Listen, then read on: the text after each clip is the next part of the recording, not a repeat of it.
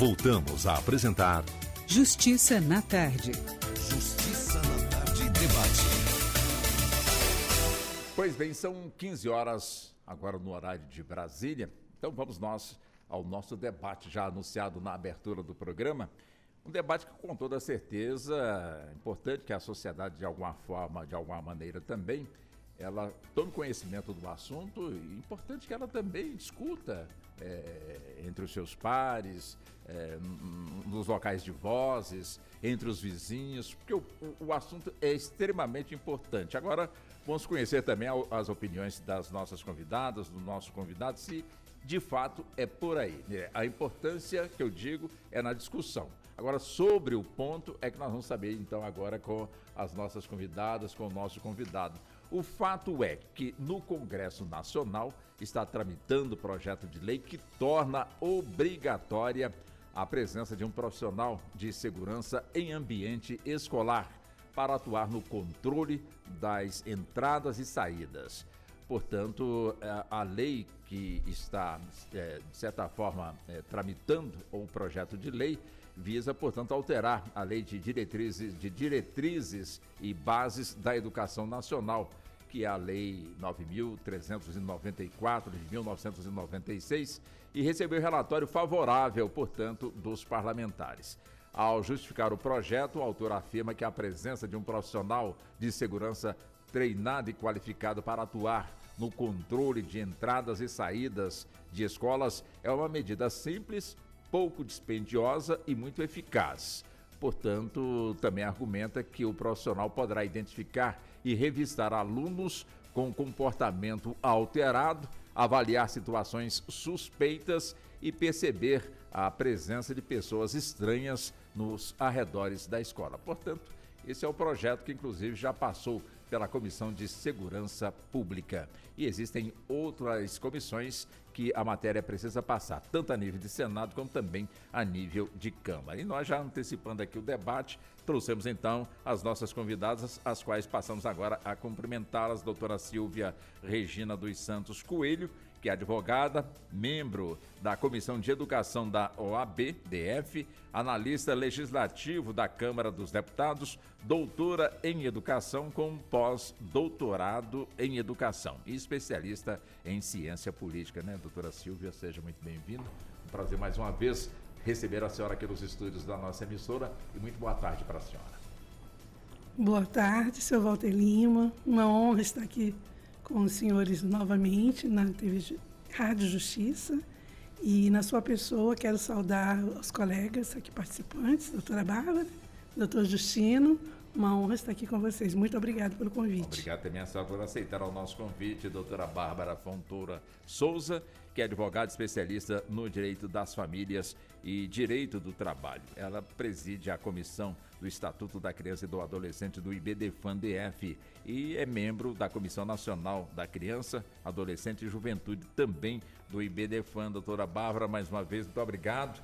A senhora é sempre muito bem-vinda também aqui ao nosso programa. Prazer em reencontrá-la e muito boa tarde para a senhora. Muito boa tarde, senhor Walter, queridos colegas que estão aqui. É uma alegria estar aqui novamente falando desse tema, que, como eu digo sempre, é um tema muito caro e muito amado, que é o Estatuto da Criança e do Adolescente, que acaba que a gente vai entrar, né, vai passar por essa esfera aí. Então, muito obrigada pelo convite, espero poder contribuir e é sempre uma alegria estar aqui, na presença de vocês. Você é muito bem-vindo. Cumprimento também o doutor Justino Braga da Cunha, advogado com especialização em Direito Penal e Processual Penal e orientador de prática jurídica, né, doutor Justino? Também seja muito bem-vindo. Muito obrigado por aceitar o convite. Muito boa tarde para o senhor. Boa tarde, Walter. Eu que agradeço. É realmente uma alegria, um privilégio, uma satisfação debater e conversar um pouco de um tema que é tão caro, que é tão importante para a nossa sociedade, que trata de segurança pública e que trata, sobretudo, da educação, que temos sempre que desempenhar, desenvolver, estudar, analisar sempre as formas mais adequadas de se alcançar, né, a sua finalidade, que é cada vez mais formar pessoas aptas, não é, à condução de toda a sociedade de forma ativa e de forma oportuna. Eu que agradeço o convite. Muito obrigado. Bom, então vamos partir através de uma pergunta bem simples, né, que eu gostaria de ouvir as senhoras, como também ao senhor. As nossas escolas, públicas ou privadas, são seguras, doutora Silvia? Então, Walter, esse é um tema que está em debate, né? A segurança pública das escolas. E eu tenho estado muito atenta a essas questões, né? Lá pela Comissão da OAB de Educação, nós temos debatido entre nós esse tema e realmente há necessidade. Esse projeto de lei, ele chega em boa hora, né? Porque temos que cuidar mais das nossas crianças, dos nossos adolescentes. E a questão da segurança pública é fundamental, mas ela não pode estar só pela escola, né? Essa responsabilidade ela é muito grande, né? Temos que ter esse intercâmbio, esse trabalho conjunto entre a segurança pública estaduais, né? Dos estados, do Distrito Federal, cada um cuidando das suas, né? da sua rede de ensino. E é isso, eu creio que falta segurança, sim, por conta da grande violência que nós temos passado, né? Inclusive, a gente tem visto aí, passou agora de agosto em Planaltina, teve um problema interno, foi divulgado pela imprensa, né? De um aluno que ameaçou uma professora. E nós temos problemas internos e externos, né? Que é os próprios alunos, né? Que às vezes por um comportamento, problemas psicológicos, né? E aí se manifestam com violência, ou seja, com professores ou com alunos, e externos, né? Então, esse debate ele chega em boa hora. O projeto de lei é muito bem-vindo e eu acho que vai chegar a um consenso, né? Que é para virar lei e a sociedade vai ficar feliz, contente, porque as soluções elas virão, não são simples, mas à medida que se tem essa iniciativa política, já é um grande passo. Pois não. Doutora Bárbara, também a mesma pergunta para a senhora. Como é que a senhora avalia a segurança nas escolas, quer dizer, no geral, tanto pública como também as escolas privadas? Então, quando nós lançaram esse tema para estar aqui, como eu comentei no início, eu me debrucei a procurar alguma coisa, né? Ver qual é a opinião da sociedade, das pessoas que convivem. E algo que a doutora Sandra falou, que eu concordo muito, da doutora Silvia, desculpa, essa é uma situação que não pode ser abraçada pelos professores, pelos diretores, como a gente tem visto. Eu até assisti alguns vídeos jornalísticos hoje pela manhã, de pais denunciando situações em escolas públicas onde não tem nem o agente de portaria, não tem ninguém lá na frente, nem a recepção para fazer aquela troca da criança, de receber a criança, entregar para o pai e abrir o portão e ficar ali. Então, às vezes, teve situações que os pais estavam para o lado de fora da escola, ficaram aguardando alguém chegar, e teve até mãe que disse que ficou por muito tempo na frente da escola. E quando a gente vai falar de segurança, nós temos essas duas situações que a doutora também pontuou. Uma segurança interna e uma segurança externa. As crianças estão lá dentro da escola. Os vídeos que eu assisti, a gente está falando em nível de Distrito Federal, que a gente já sempre... A nossa realidade. A nossa realidade aqui é diferente da realidade de todo o Brasil, né? Ouso dizer que isso aqui não existe no mundo afora, Brasil afora. Então, aí a escola fechada, murada, com grade. As crianças, aparentemente, estão lá dentro, estão guardadas, estão seguras. Mas aquele pai, aquela mãe que está ali às 18h15, que já está entardecendo, que está para o lado de fora esperando. E na hora que abre aquele portão, quem é que tem aquele controle sobre aquelas crianças que estão saindo? Como que eles sabem que aquele pai, aquela pessoa que está ali é o responsável por aquela criança, se eu não tenho quem identifique, quem faça esse trabalho? Então, a gente começa a pensar, esse problema, esse assunto, a gente só faz sentido quando a gente começa a observar. E eu confesso para vocês que o meu filho, ele não estuda em escola pública, está numa escola particular, que é uma escola muito pequenininha. E já aconteceu de eu pedir para alguém, eu estar trancada na audiência, eu pedir para alguém do meu escritório buscar ele. E a escola dá uma carteirinha. E eu acredito que na escola pública não deve ter nem a carteirinha de identificação. E eles conseguiram, uma escola pequenininha, entregar a criança que não era o meu filho. E aí a pessoa que foi falou, não é essa criança que eu vim buscar. Então, acontece. Então, nós não podemos achar, isso não acontece nunca. Acontece. Então, assim, existe sim esse problema de insegurança. O problema de insegurança é algo que é geral, não é só a nível escolar. A gente está andando na rua, a gente tem os nossos receios, nossos medos. Então, certamente no âmbito escolar isso também está acontecendo, ali a comunidade escolar. E também outro tema que a doutora, anotei aqui, doutora, para concordar com a senhora, a questão quando o problema é interno, lá dentro. Porque, assim, nós vamos colocar procedimentos de segurança da porta da escola para fora. Vamos colocar um policiamento ali fora. Ótimo, acho maravilhoso. No entanto, e a questão da escola para dentro, quando a gente tem essas escolas onde os alunos são maiores e que eles começam a levar objetos para dentro da sala de aula, para escola, ameaçar professores, facas, como a doutora Objetos, fala, são armas. Armas, armas brancas, né? Faca, contundentes, né? Mas objetos que sejam capazes de machucar. Qual é a segurança que eu dou para os professores que estão dentro das salas de aula, né, lecionando, ensinando esses alunos com essa situação? Então, a gente começa a pensar. Nós conversávamos antes que é um assunto muito polêmico, porque eu não concordo com esse tema aí que quando fala é algo simples. Não acho que seja tão simples assim. Né? Então, eu acho que a gente precisa debater isso, amadurecer muito bem essa ideia de saber como que vamos viabilizar essa situação.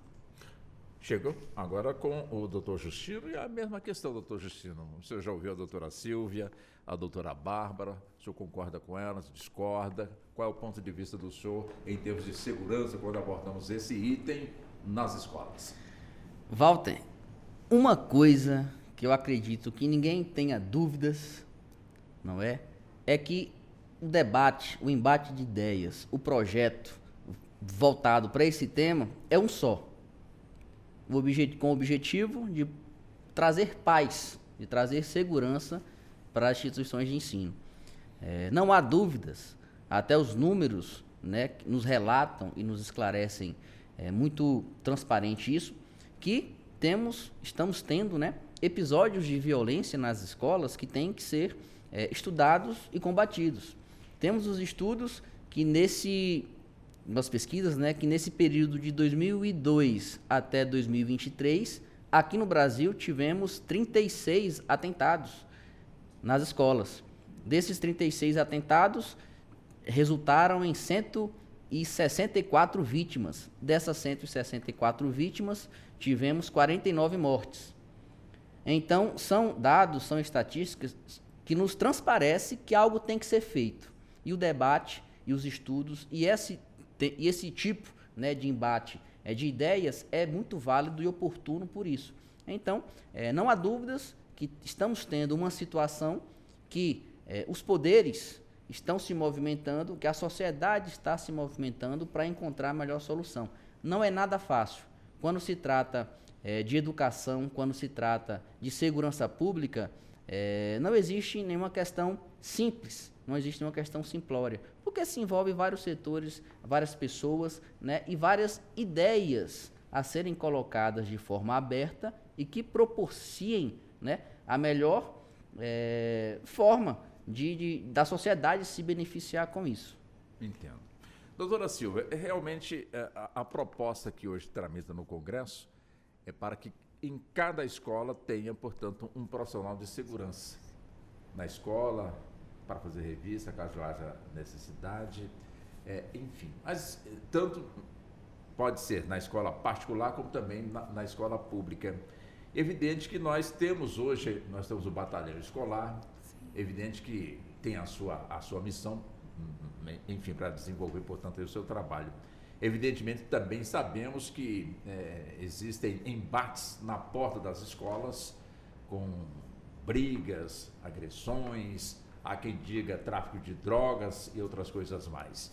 Quer dizer, aí entra, portanto, aí esse projeto e, pelo que deu para entender, segurança, portanto, em cada escola para poder dar o primeiro apoio, caso haja, portanto, aí a necessidade. Imagino que um serviço de comunicação busque, caso haja necessidade, portanto, um efetivo maior para poder encontrar uma solução, portanto, aí para essa questão.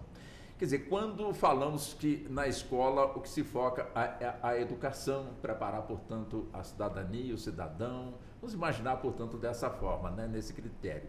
Aí, de repente, estamos aqui nesse tema que não deixa de ser preocupante e importante de ser, portanto, debatida até mesmo para a segurança dos alunos, dos professores, de quem está ali dentro da escola, portanto, trabalhando. Quer dizer, é uma discussão que se resolve da noite para o dia, ou tem que amadurecer bastante, discutir bastante, chamar a sociedade para o debate, doutora Silvia? Bem, seu Walter, a sociedade, né, no caso das escolas, as famílias, elas são indispensáveis, né?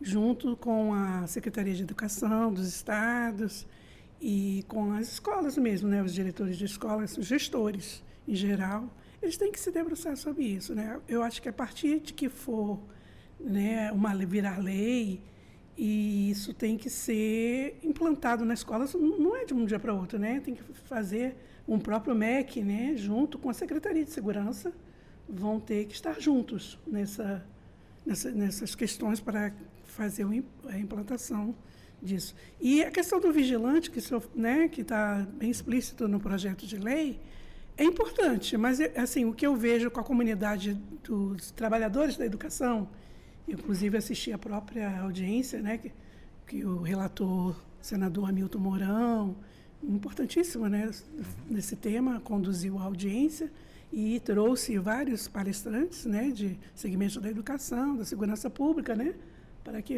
pudessem dar lá os subsídios melhores para ele, como relator, né, fazer as suas mudanças, melhorar lá o seu projeto de lei.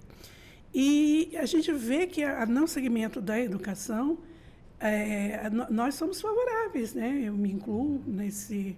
Mas há que ter um profissional, esse vigilante, ele tem que ser alguém vinculado à escola, né? Porque se você coloca um agente, né, de fora, vinculado só à segurança, estranho à comunidade, não é bom. Porque ele vai estar mais ali cuidando interno. Sim, as questões externas a gente sabe que são graves e pode acontecer, mas são menores, né, do que as internas. Então, ele vai estar ali dia a dia. Então, ele precisa ter esse vínculo profissional com a escola, né, com os gestores da escola, com a Secretaria de Educação Estadual, para que isso melhore o desempenho dele e também a segurança, porque eu até ouvi também, como a doutora Bárbara falou, também assisti alguns vídeos, né, para estar aqui, poder dar maiores informações, formar a minha opinião também, né? E a gente verifica que a escola, ela tem os alunos, a família, eles se sentem inseguros quando chegam à escola e vem uma patrulha, alguém de fora, da própria segurança, já acham que aconteceu algo grave. Então, quando você já tem aquele profissional da segurança ali dentro, como um profissional da educação, já é diferente, as pessoas, né, se sentem mais protegidas. Então, é importante que esse projeto de lei, né, coloque isso, eu não sei de que forma, né, e mais que tenha esse contato entre a segurança e ele não seja um profissional simplesmente da segurança pública, mas que tenha toda a capacitação, seja capacitado, né, nas técnicas de segurança, mas que também esteja vinculado à Secretaria de Educação de seu estado, enfim, que seja um profissional presente. Aí, dependendo da escola, o nível, a quantidade, será 1 ou 2. E outra coisa também, eu acho importante, que é a questão que eles colocarem a segurança para o detector de metais, né? E assim, a gente sabe, como a doutora Bárbara falou, o doutor Justino também, a nossa realidade aqui de Brasília é diferente, né? A gente não sabe como é que vai implantar, né? Aqui talvez a gente consiga, mas e aí nos rincões, né, nos sertões, né, como nessas escolas, como será isso? Então, é um debate que tem que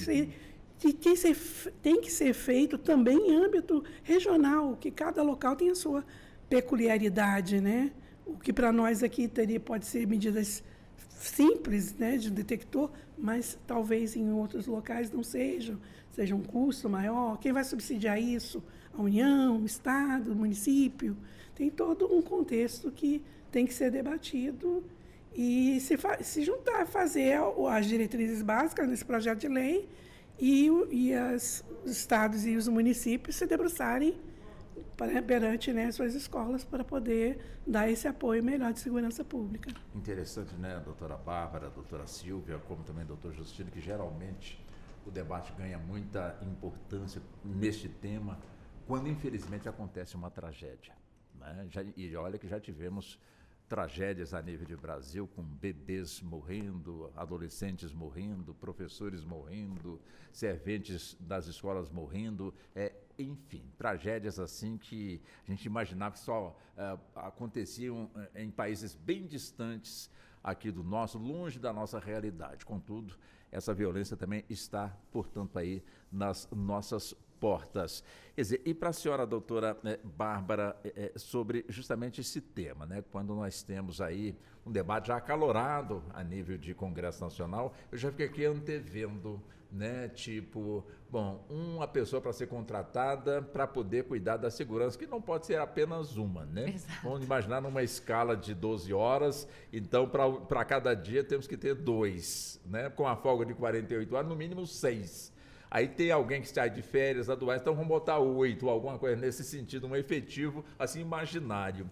Aí eu fico aqui imaginando numa escola pública, evidentemente, que o recurso há de ser destinado. Agora, e no setor privado? Será que encarece a mensalidade do aluno? Quer dizer, muita coisa vai ser colocada e a gente já está antevendo também aqui, já puxando esse assunto também para o debate, doutora Bárbara. Mas o importante é salvar vidas ou contar dinheiro? Diante dessas hipóteses postas, a nossa opinião vai ser sempre de que o importante é salvar vidas e que a questão financeira fica em segundo plano. Embora, quando nós convidarmos, né, os representantes das escolas públicas para vir nesse debate, certamente será o primeiro, né, tópico que nos trarão. Quem vai pagar essa conta? Por quê? Porque, assim, vamos pensar todos juntos. Alteramos a legislação e agora passa a ser obrigatório. O que o projeto de lei propõe é, se for em termos de escola pública, falta grave, né? Se não cumprir. Sim. Se for escola particular, uma multa. Sim. Né? Agora não sabe, 10% do faturamento escolar, se não me engano. Na regulamentação eles devem destinar isso, mas é por aí que a alguma senhora, multa, alguma coisa pontuou. assim. Exato. Exatamente. No entanto, a partir de quando? Porque quando a gente fala de escola pública, nós sabemos que a escola funciona como uma empresa, como a gestão de um condomínio, para ficar mais fácil a compreensão. É feito um caixa, uma previsão financeira, orçamentária, estipula-se mais ou menos uma média de quanto é o custo daquela operação ao longo do ano. Eu faço a matrícula dos alunos, estipulo um valor para cada um e depois, né, esse dinheiro das mensalidades tem que suprir o ano todo. Mas nós temos tantas outras atualizações de legislação, como, por exemplo, o próprio, doutora, a senhora vai saber que eu estou falando, colocar os monitores para ajudar em termos de aluno especial, não está na planilha orçamentária, a escola recebe um aluno que não tinha previsão e ela tem que suportar esse custo. Então, sim, é uma questão importante a ser discutida. E quando nós levamos isso para a esfera das escolas públicas, eu começo a pensar que eu concordo com esse projeto. Precisamos da segurança para a comunidade escolar como todos. Eu até anotei. Eu acho que tinha que ser mais ou menos assim, um vigilante dentro da escola para identificar a situação, para estar ali dentro da escola. E que ele também tenha um contato direto com o batalhão escolar ou com a guarda municipal, que em Brasília, no Distrito Federal, nós não temos guarda municipal, mas nós sabemos que essa é a realidade de muitas cidades do Brasil. Então, nós teríamos que ter essa múltipla, assim, essa interdisciplinariedade. Aí, o que eu penso em relação a isso? Uma só situação não vai ser suficiente. E outra coisa, quando a gente fala... Por que eu acho que às vezes chega a ser utópico? Porque doutores, às vezes falta o básico nas escolas, às vezes falta merenda escolar, às vezes falta o próprio professor. O senhor mesmo, doutor Walter, falou... nós temos que pensar, olha quantas pessoas vamos ter que contratar.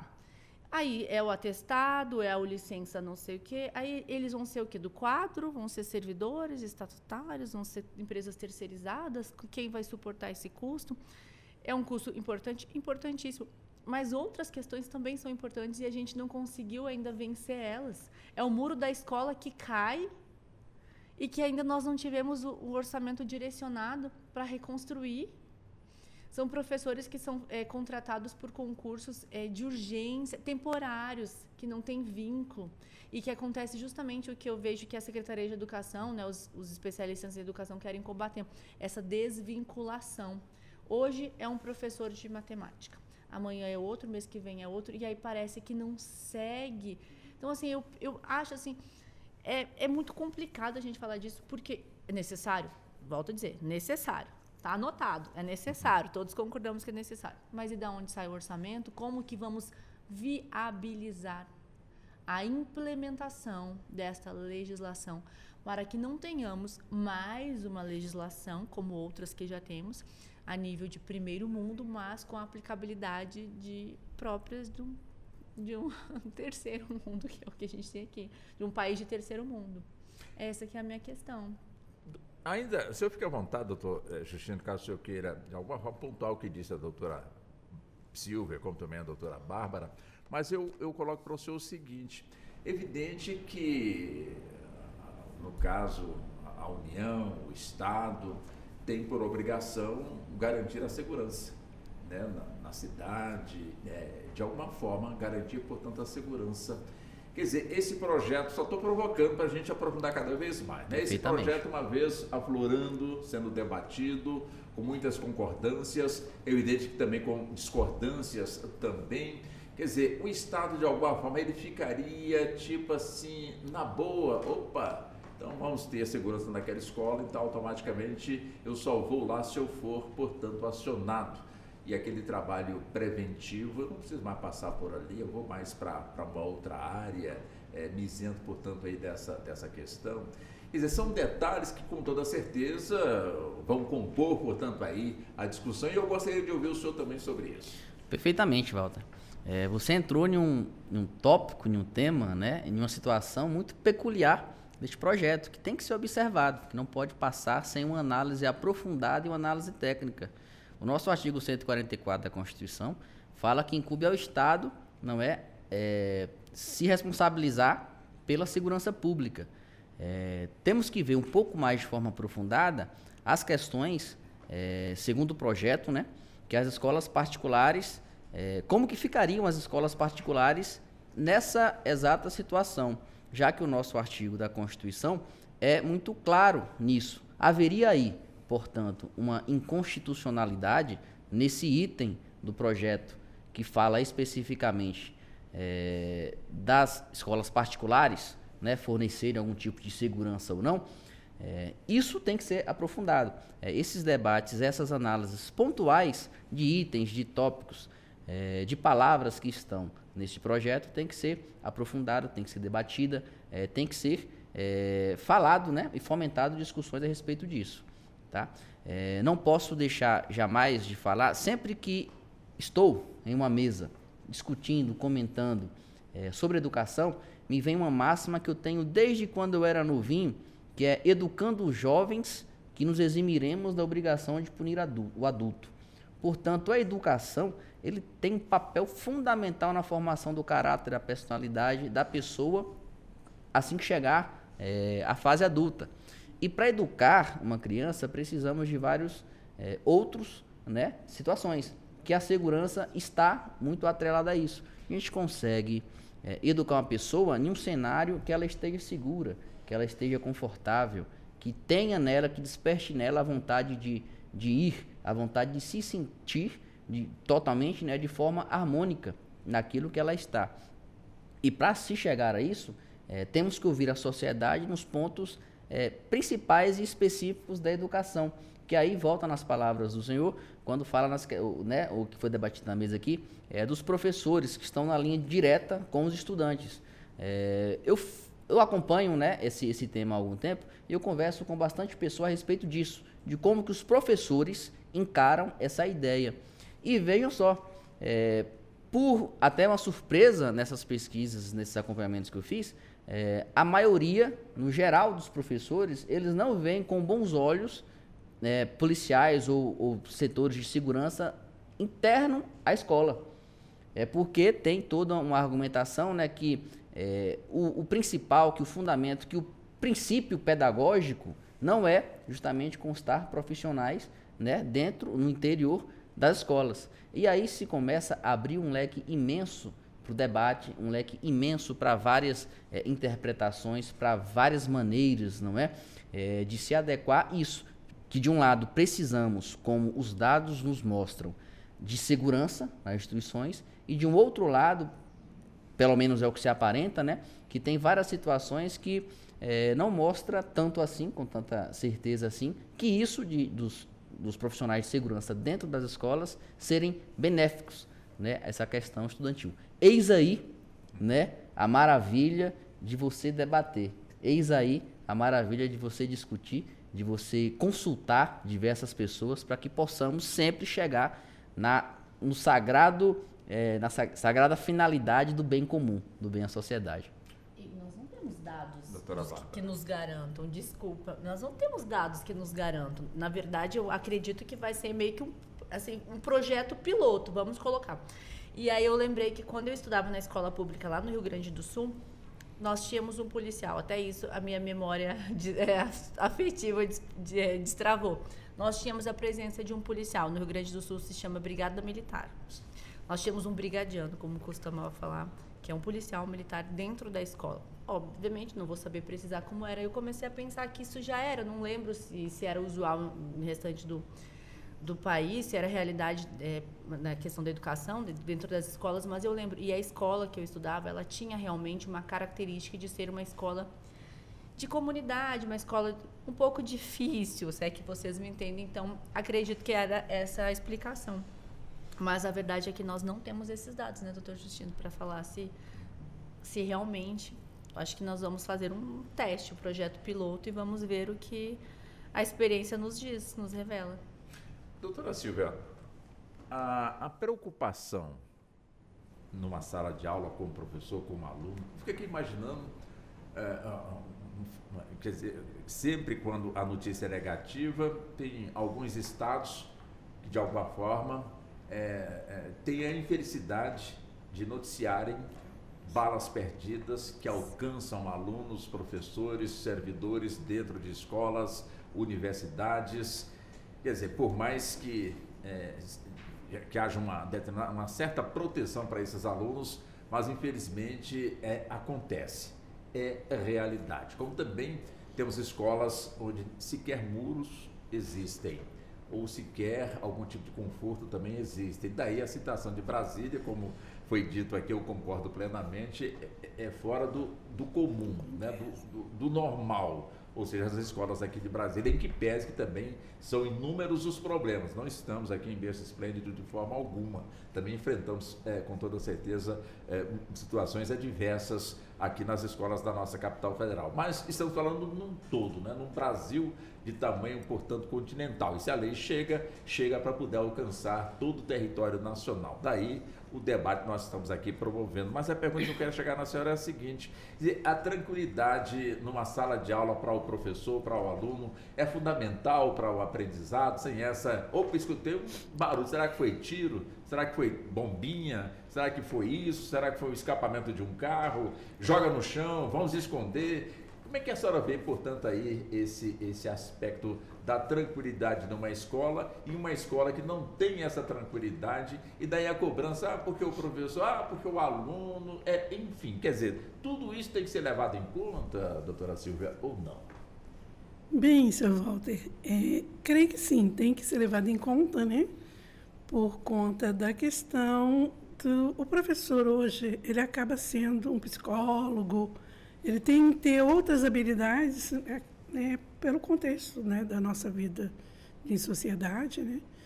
E é importante, a gente vê assim, a gente faz cursos de primeiros socorros, assim, e lá, infelizmente ou felizmente, as próprias empresas, né, eu mesmo fiz curso de primeiros socorros, porque é importante. Então, acho que o professor também deveria ser cidadão, né, que a própria Secretaria da Educação oferecesse a ele ferramentas para que ele pudesse estar mais seguro no seu, né, no seu ambiente de trabalho, né? Eu acho que no momento ali um aluno passa mal, alguma coisa que até venha o especialista, o socorro. Da mesma forma, a segurança pública, né? Eu acho que tem que ter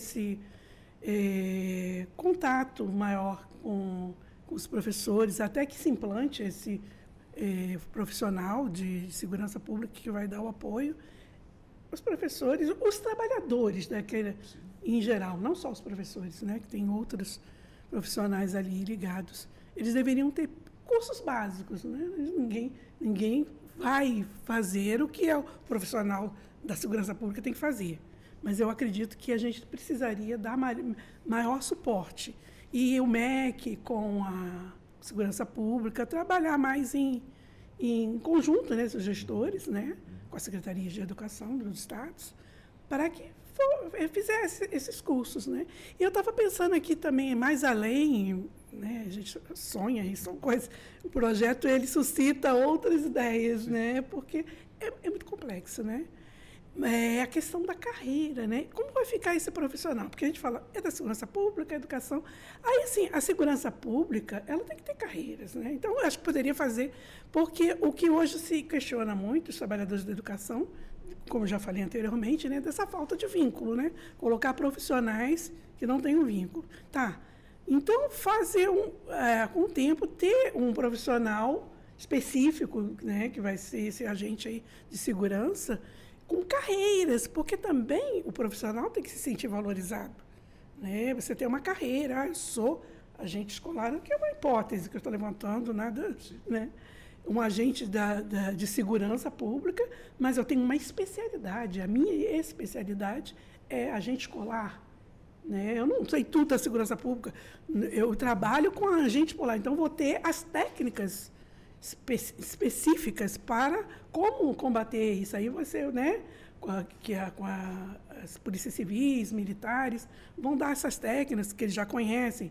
Tem as polícias militares comunitárias nos estados, aqui a gente também tem os nossos... Ou seja, a senhora, a senhora entende que o agente de segurança que está sendo proposto no Congresso para que ele, portanto, sirva nas escolas, que ele tem um vínculo. Ele tem um vínculo com a escola. Vínculo com uma carreira. Com uma carreira, porque também esse profissional precisa ser valorizado para desempenhar bem o seu trabalho e ser capacitado para isso. Né? Nós estamos numa era digital, numa era de tecnologias muito avançadas. Né? Então, detectores de metais, seja nas escolas particulares que possam colocar, mas e o profissional? O profissional também tem que estar capacitado, né, para isso. E teria que ter um nome, uma carreira, né? E eu acho que assim, agente escolar, ele não vai desempenhar no hospital, em outros locais que também precisam, né? Então, criar carreiras, né? E é de agente escolar, não sei se é seu nome, aqui são suposições, nós estamos aqui, né, claro, trazendo assim ideias, porque como cidadão, como profissional da educação, né, que eu muito me honro de estar nessa área da educação, que é um ambiente muito rico para que a gente possa, né, debater e propor soluções. É importante a gente verificar isso, né? Como é que vai se fazer? Como esse profissional vai desempenhar? Então, ele tem que ter uma carreira. Ele tem que ter para já começar com uma especificidade, com uma habilidade. Desde que o mundo é assim, todos nós, né? A gente quer desempenhar uma carreira, a gente vai estudar para poder ter... Então, tem as técnicas que são imprescindíveis. E as noções básicas, que eu já tinha comentado, né, que a Secretaria, com a Segurança Pública, pode dar noções básicas, mas esse profissional ele vai se aprofundar nessas técnicas. Então, seria essa a minha ideia básica, né, Perfeito, que eu gostaria de deixar aqui pontuada. Obrigada. A gente falando, né, doutora Bárbara, sobre esse tema, a gente tem que puxar para dentro do debate também as famílias, né? Porque as crianças saem de casa, os adolescentes rumo à escola, depois retornam. Será que os pais sabem, né, do comportamento do filho, da filha, o que eles estão levando para a escola? Quer dizer, eu imagino que quando vão para a escola estejam tranquilas, cabecinha boa, no foco no aprender, enfim. Mas, infelizmente, já tivemos casos aí de crianças, adolescentes que saem de casa levando armas, levando o ódio por conta de alguma desavença dentro de casa e, de repente, não consegue se controlar e termina, de alguma maneira, expondo, portanto, ali o seu descontrole, portanto, na própria escola. O papel da família nessa discussão que nós estamos abordando é importante? Importantíssimo. Voltamos lá na estaca zero, o primeiro ponto que falamos. Simples? É uma medida simples? Então, é simplesmente colocar um profissional de segurança na porta das escolas. Está resolvido? Por isso eu falo simples, com pontos de interrogação. Por favor, me convençam que é tão simples assim. E não vão conseguir me convencer porque eu não acredito que seja simples. Por exemplo, nós estamos falando aqui de famílias que têm um mínimo de consciência social, responsabilidade parental, né, na criação dos filhos, que são famílias ativas. Aquelas famílias que, quando a escola fizer um chamado, senhores pais, venham para a reunião escolar, vamos debater o tema, estejam presentes, irão. Certamente essas famílias são aquelas mesmas que olham as mochilas dos seus amadinhos filhos quando eles chegam em casa ou quando eles vão para a escola. A gente faz isso, a gente dá, que eu brinco, batidão. Dá o batidão lá na mochila, vamos ver o que tem. Nós não estamos ali procurando armas, nem objetos pérfuro-cortantes, né? Nós estamos ali vendo se não trouxe um material errado, se deixou alguma tarefa para fazer, se ainda tem bilhete. Hoje em dia é tudo eletrônico, mas alguns professores ainda mandam bilhetes. A gente está procurando isso. Isso é o que deveria ser geral. Isso sim seria algo muito simples, mas como que nós vamos entrar dentro das famílias e vamos falar: papai, mamãe, vocês precisam nos ajudar. Olhem a mochila dos seus filhos, vejam se não tem nada de anormal. Porque quantos casos nós sabemos que os pais identificam algum tipo de dependência, alguma coisa que o filho está fazendo porque foi olhar as coisas dele. E aí vão dizer a violação da intimidade. Exatamente, vamos entrar numa outra esfera ainda mais complexa, que se a gente começa a puxar gancho aqui, nosso assunto só vai ficando cada vez mais complexo. Mas precisamos fazer isso, então eu acho que tem que ter uma responsabilidade social, sim. Só que como que nós fazemos as famílias terem essa responsabilidade social? Como que nós fazemos isso, né? Eu acredito que sim, o doutor Justino falou aqui antes, educação. Na base, né? É um trabalho de formiguinha, precisamos começar a rever essas questões que, na verdade, sempre existiram e estão em desuso, porque antigamente nós víamos muito mais eventos escolares, festivais, onde as famílias participavam, onde os pais ajudavam. Vamos pintar a escola. Isso é coisa muito antiga, né? Que eu estou falando. Não, é recente. Recente assim, vamos né? pintar a escola. E os pais se juntam. Vamos fazer uma ação aqui, festa junina para juntar dinheiro e vamos fazer.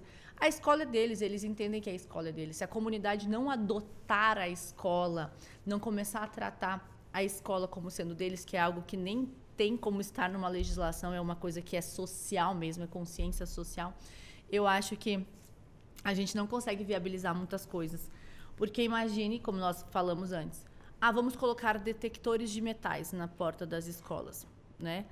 E a escola pública terá condições de colocar os detectores de metais? Esses detectores não vão exigir manutenção, não vai ter um gasto? E vamos entrar de novo na questão financeira.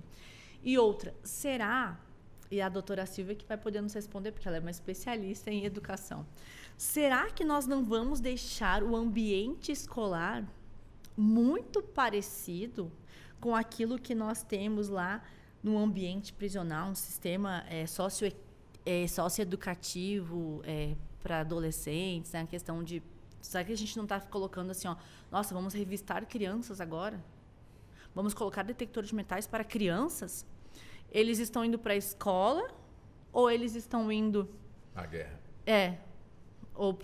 Eles estão sendo punidos. E o senhor mesmo falou, doutor Walter, eles têm as suas revoltas lá dentro de casa. Às vezes a revolta é porque eles não têm alimentação adequada, porque eles não são valorizados, não são amados, porque eles veem muitas coisas ruins dentro das suas casas, né? E aí eles vão para dentro da escola com a ânsia de ser ouvidos, de se impor, de conquistar um respeito, um espaço. Então, vejo que é uma questão social muito, muito complexa e que ela sempre vai passar por essa linha da educação, da colaboração e do esforço comunitário como um todo. Então, é esse que é o meu ponto de vista. Será que realmente, porque a gente colocar um policiamento fora da escola, eu até acredito que é segurança, a gente tem que parar com essa história de achar que a polícia está ali para nos punir, ela está ali para nos proteger. Acho que, essencialmente, a gente tem que começar a falar disso, a polícia está ali para nos proteger, né? Não está ali para nos punir, né? Então, assim, mas essa questão do detector de metais, da revista das mochilas, dentro da escola. Não estou falando de uma revista que os pais deveriam fazer, não. Estou falando lá dentro da escola. Será que a gente não vai deixar muito parecido com uma Fundação Casa? Alguma coisa nesse sentido? E é uma pergunta mesmo, é uma pergunta que eu faço e que eu deixo aqui para os meus colegas. E eu aproveito e faço uma outra pergunta também, né, para o doutor Justino, o senhor, e a senhora também fique à vontade, caso também queiram, portanto, abordar. Evidente que quando nós falamos do aluno sair de casa para ir, portanto, para a escola, um ato normal, perfeito, mas só que temos também casos de que pais saem de casa para tomarem satisfação na escola porque a nota do filho não foi boa, porque houve alguma intercorrência na escola que a mãe ou o pai não gostaram, então vão dar o exemplo, entre aspas, vamos espancar o professor, vamos quebrar a escola, vamos pegar aquele aluno ou aluna que maltratou ou falou algo que não devia, vamos também quebrar o pau também lá para poder resolver a situação e mostrar quem nós somos. Ou então colocar a filha que de alguma forma está dentro desse contexto para brigar com uma outra e a família, ou um ou outro membro da família ali assistir. Eu estou citando esses casos aqui que já ocorreram. Já ocorreram aqui em Brasília. Enfim, quando a gente fala de educação, apoio das famílias, e nos deparamos também com esse tipo de situação, quero crer que sejam situações isoladas, mas que é uma realidade, doutor Justino. E aí, como a gente aprofundar nesse debate? Será que um agente de segurança, um profissional de segurança, resolveria todas essas questões? Eu acredito que não. A gente entra, né, novamente nessa voltar um pouco o tempo lá e chegar na base do ensino. A base, ela constitui muito o núcleo familiar das questões, né, dos estudantes que vão logo mais participar e conhecer o que é uma escola, não é? Então, tem que se trabalhar essa questão nossa de violência nas escolas é algo tão complexo que nos remete a muitos anos antes de sequer a gente começar a percorrer, né, a trilhar aí os caminhos dentro da escola. Isso começa no núcleo familiar. E aí a gente consegue abrir um pouco os nossos olhos que talvez a solução desse problema, que não vai ser daqui para amanhã, que não vai ser em curto tempo, é algo que tem que ser lapidado, né, com bastante antecedência. Talvez a solução para isso esteja na formação, no acompanhamento, na busca de instruções, de aproximação da família com a instituição de ensino. Eu não sou do Distrito Federal, eu sou baiano, nasci no interior da Bahia, e lá a nossa visão do estudante, né, dentro das escolas é totalmente diferente. Claro que violência acontece em tudo quanto é lugar, mas lá nós temos um respeito, uma deferência aos nossos professores muito grande. E isso vem do nosso núcleo familiar.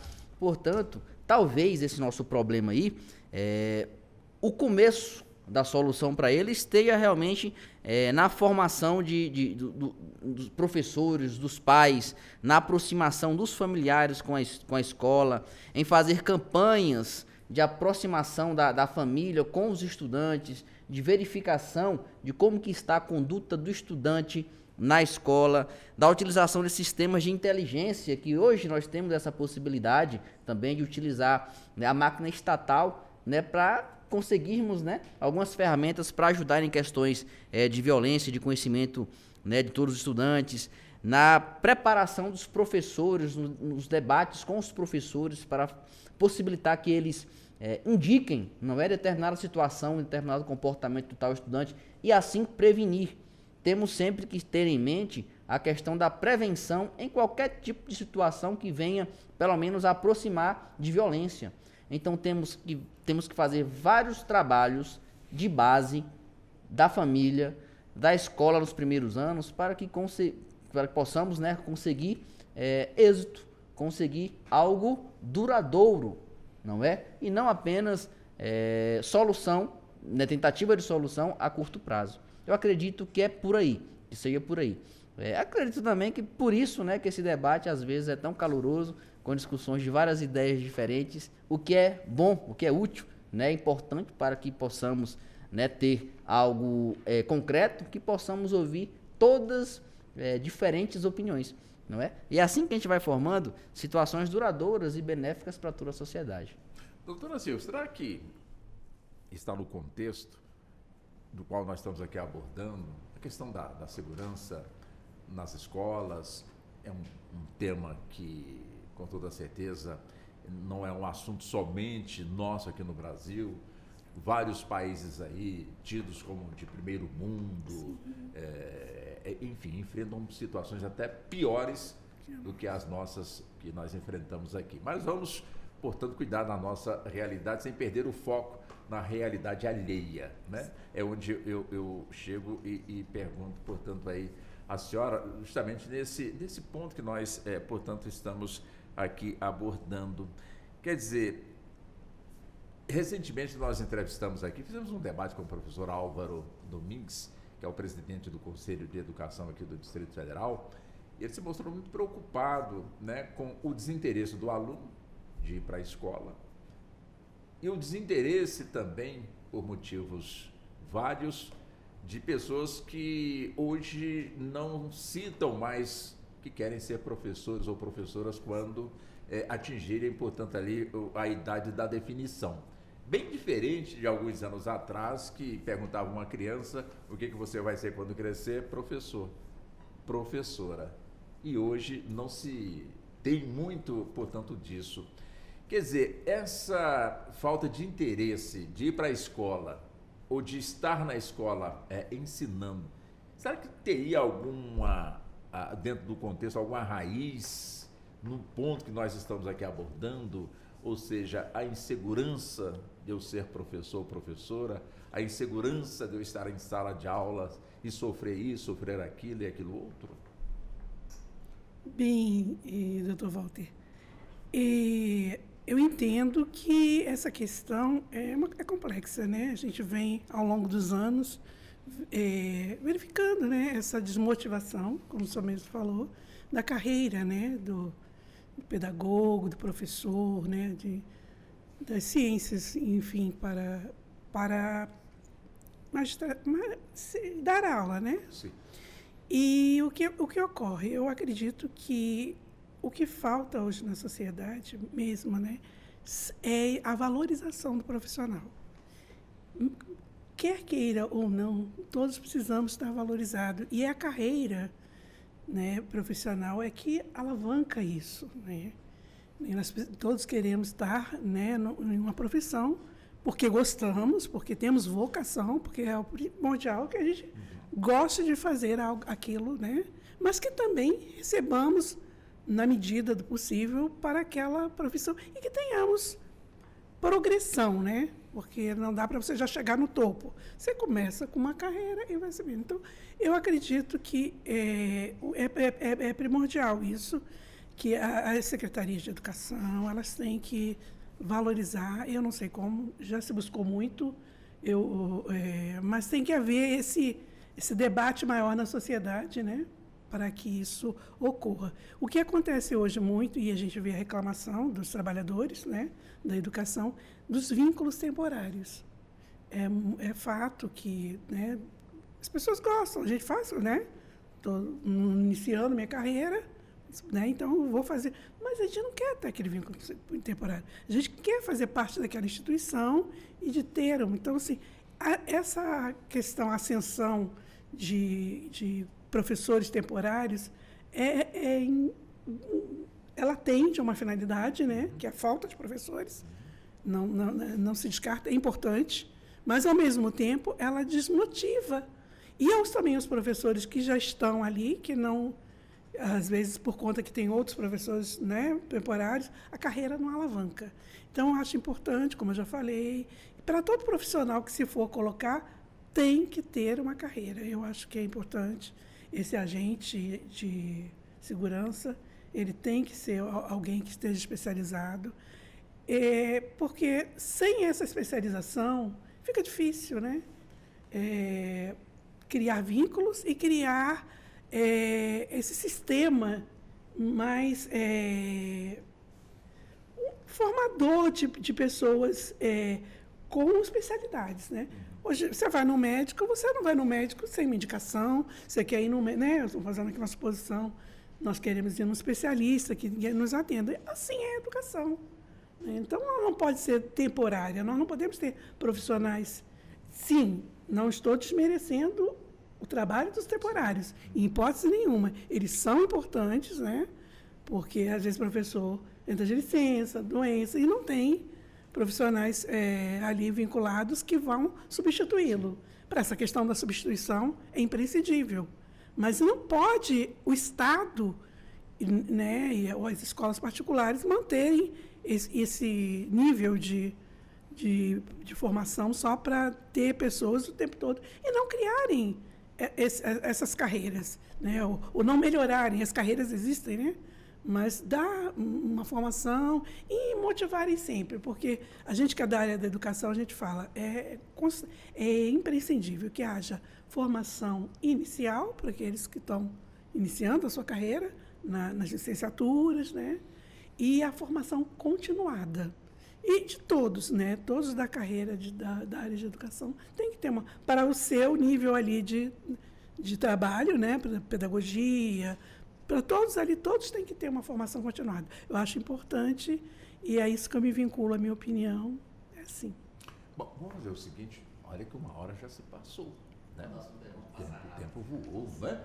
Já são 15h57. Eu peço licença às senhoras, como também ao senhor, para que possamos ir ao intervalo, que é rápido, mas nós vamos voltar já já para que possamos ter mais uma hora pela frente de debate. Até já. Você está ouvindo Justiça na Tarde.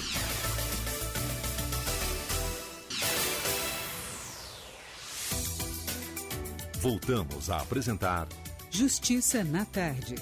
Justiça na Tarde Debate. Pois bem, são agora 16 horas mais 3 minutos. Estamos de volta, já entrando na segunda hora aqui do nosso debate. O debate hoje ele está, de certa forma, em torno de um projeto de lei que tramita no Congresso Nacional, onde a proposta inicial é fazer com que em cada escola tenha a presença de um profissional de segurança. E claro que o projeto ele traz aqui vários detalhes e um dos quais que foca bastante aqui a atenção é que esse profissional, caso ele entenda que seja necessário, ele vai poder, então, verificar se na mochila daquele aluno, se tem alguma coisa que possa, de certa forma, causar preocupação, alguma coisa nesse sentido. De repente, uma arma, de repente, pode desconfiar que tenha droga, ou então uma menina que vai ser também fiscalizada por uma vigilante também do sexo feminino, vai verificar, enfim. Mas, e aí, será que pode esse tipo de situação? Porque no projeto aqui consta que o profissional, além de fazer, portanto, essa verificação, ele tem, portanto, aí outras medidas que pode adotar. Até achei interessante quando a doutora Bárbara, portanto, ela pontuou que da forma que está sendo proposto, fica parecendo que a escola se assemelha àqueles abrigos onde temos as crianças que cometeram algum fato análogo, portanto, aí a uma infração, né? Alguma coisa socioeducativa, exatamente. Será que fica parecendo? Eu fico aqui imaginando, e o Conselho Tutelar? O Conselho Tutelar é para também buscar aluno que não está indo para a escola? Ou seja, a escola comunica com o Conselho Tutelar, que vai até a residência, vem cá, por que o menino, a criança não está indo, portanto, para a escola? Quer dizer, cabe, não estamos aqui questionando de forma alguma, só provocando realmente uma discussão. Sim. Seria a missão de outro segmento da própria escola para saber por que o aluno não está indo? Porque o Conselho Tutelar, todos nós já sabemos que a sua missão é específica. Sim. Né? Garantir a segurança de uma criança, de alguma forma esteja num ambiente de certa forma lhe cause, portanto, risco, alguma coisa nesse sentido, ou então que adote uma outra providência, enfim, uma série de situações. Quer dizer, quanto mais a gente fala, doutora Bárbara, mais dúvidas surgem? Mais dúvidas surgem. O projeto de lei prevê a possibilidade de fazer a revista, certo? E aí nós vamos entrar numa outra aba desse debate, desse discurso, que vai falar sobre revista no sentido de revistar mochilas. É constrangedor ou não é constrangedor? Será que não constrange? E por causar um constrangimento àquela criança, aquele adolescente, e o senhor Walter falou assim, uma vigilante para revistar a mochila das meninas e um vigilante, então, seria para revistar a mochila dos meninos? Então, na carreira que a senhora propôs, nós já estamos falando de 2 profissionais, né? Para viabilizar isso, vejam que é complexo. Mas voltando, focando na questão da violação da intimidade. O que eu pude observar é que, à luz do Estatuto da Criança e do Adolescente, porque estamos falando de crianças e adolescentes, né, em ambiente escolar, nós podemos recair em uma afronta ao Estatuto da Criança, que fala que nós não podemos, que é dever de todos nós, aquele que tem a criança sob a sua guarda, e no caso, quando a criança está no ambiente escolar, ela está sob a guarda daquela escola, daqueles professores, diretores, né, daquele corpo lá. Nós não podemos submeter crianças e adolescentes a um tratamento vexatório e constrangedor. E quando nós falamos dessas situações que são muito ligadas, e são ligadas, na verdade, muito não, são ligadas diretamente à questão da intimidade, nós temos que pensar sobre lá os direitos constitucionais, a violação do direito à intimidade, direito de imagem, o que aquela criança carrega. Às vezes a criança não está carregando nada na mochila que seja perigoso, mas é muito pessoal. E aí ela vai ter ali a sua intimidade violada, porque vai passar por uma revista. E tem toda a situação de que também podemos estar equiparando o ambiente escolar como se, na verdade, elas estivessem indo para dentro de uma instituição que está ali para combater, né, uma infração, as comunidades infracionais, né, de medidas socioeducativas.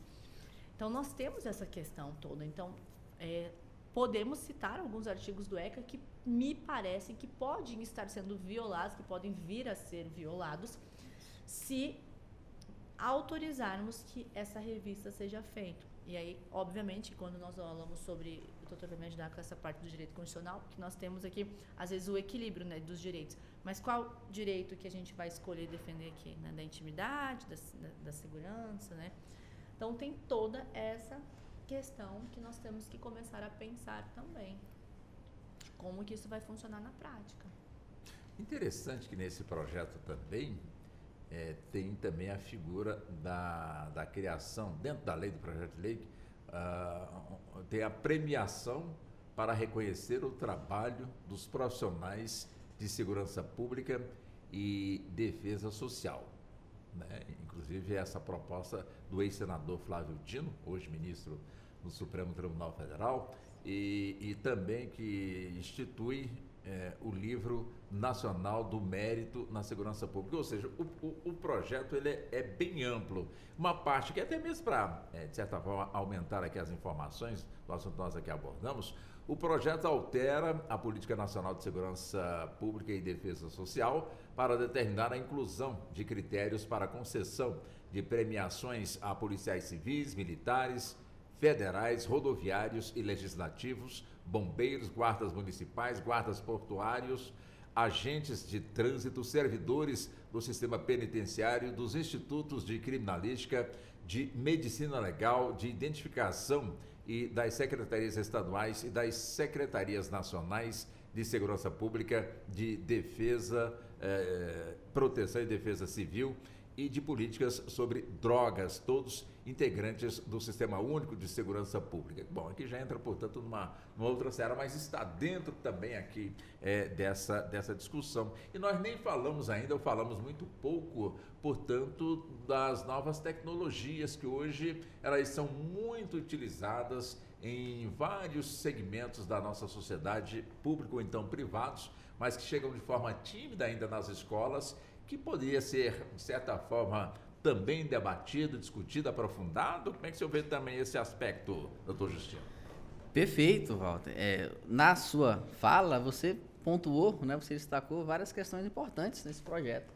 Você falou um pouco da premiação, né, aos profissionais de segurança, que muito me remeteu, neste exato momento, à sua pergunta anterior, à doutora Silvia, referente, né, às professoras, né, aos benefícios enfim, as promoções das professoras que já exercem um trabalho muito difícil dentro das faculdades, das instituições de ensino. Vejam, senhores, eu sou filho de uma professora, de uma pedagoga, a saudosa Marilda da Rocha Braga, que está lá nos rincões da Bahia, na minha cidadezinha, que, modéstia à parte, é a cidade mais hospitaleira, receptiva e carismática do oeste baiano. Faço aqui as minhas considerações e as minhas homenagens. O nome da cidade, repete o nome da cidade. Barra, oeste da Bahia. E ela é pedagoga lá. Ela desempenha essa nobre função de atuar junto, né, às crianças na sua base. E é um trabalho grandioso da mesma maneira que é difícil. Seja porque enfrenta-se lá vários desafios, né, e desenvolver uma atividade próxima às crianças e oferecer a elas todo um suporte, né, exige muito do profissional. Então, talvez seja aqui o momento da gente abrir, né, já que estamos nesse momento de provocação, uma interrogação. Talvez não conseguimos valorizar um pouco mais aquelas pessoas que já tanto atuam na base e dentro das escolas, em detrimento dessa questão de benefício, né, aos pretensos, né, profissionais de segurança. Talvez conseguimos ajustar ou então adequar alguma situação às professoras ou aos professores que já atuam essa nobre função há tanto tempo, dando incentivo, dando preparo, dando instrumentos para que ela desenvolva da forma melhor e da forma mais benéfica ao estudante. Fica-se, né, a indagação. E em relação aos sistemas, não é, Walter? Extremamente importante, é aquilo que eu tinha dito anteriormente. Temos hoje em dia, com as inteligências artificiais até, e todo o sistema, todo o aparato estatal, diversos sistemas que podem possibilitar uma antecipação de fatos prejudiciais a toda a sociedade. Temos que utilizá-los em benefício, né, a toda a sociedade, em âmbito escolar. Conseguimos, né, temos hoje toda aí uma análise de dados dos estudantes para que possamos, né, fazer um acompanhamento mais próximo dessas pessoas e que pode nos possibilitar evitar situações, né, traumáticas. Então, tem-se sim a necessidade e até a obrigação do Estado, com o seu poder que nós, sociedades, entregamos a ele, nos proteger da forma que melhor, né, seja alcançado essas situações e esses sistemas. Troca de experiências, doutora Silvia, porque falamos aqui, nesse nosso Brasil de tamanho continental, Brasília, por ser a capital federal, com toda certeza, usufrui de mais tecnologia, de mais, vamos colocar assim, mão de obra, né, nesse assunto que nós estamos aqui abordando, porque em muitas cidades. Mas em compensação, a exemplo de Barra, como disse o doutor Justino, uma das cidades que tem um dos melhores ensinos do país, eu concordo com ele, né, plenamente. Por que eu concordo com ele? Porque nas cidades que não são capitais, que não são cidades inchadas, lotadas, atrativas no sentido de emprego e outras coisas mais, ali as professoras, os professores, de alguma forma, eles têm, ao que parece, esse é um sentimento que eu tenho, tem assim uma melhor condição de ter o prazer de ensinar, porque quem está do outro lado, no caso os alunos e as alunas, o respeito, portanto, é maior, a dedicação também é maior. Quer dizer, uma troca de experiências, pegar os professores da cidade grande, isso numa mesma capital, e levar para uma cidade pequena, e da pequena trazer para a cidade grande, quer dizer, uma troca de experiências. Seria um caminho a ser, eu não digo experimentado, mas pelo menos assim ser colocado, até mesmo para o professor da cidade pequena sentir como é numa cidade grande, e também o inverso, e também, por que não, uma turma de alunos para cá, outra para lá, enfim. Aí, evidentemente, pensa, mas isso é muito caro, isso não existe, isso é utopia, isso é não sei o quê. Porque não é de hoje que falamos, portanto, desse assunto de escola, segurança. E a impressão que se tem, evidentemente, que temos aí avanços fantásticos, mas boa parte é como se estivéssemos enxugando gelo, doutora Silvia. Bem, seu Walter, eu concordo muito com o que o doutor Justino falou e também o que você trouxe, né? Nessa questão aí das trocas de experiências, né? Isso na educação ela é algo muito importante. Os pesquisadores, né? Trazerem essas experiências, fazerem pesquisas, né? Eu acho que seria importante já temos pesquisas, literaturas, né? Mas nenhuma ainda chegou a um consenso, porque cada local tem a sua complexidade. E o que se pode, né? Estudar uma comunidade, um local e replicar. É uma coisa que a educação usa muito isso, né? A gente replicar experiências que deram certos, né?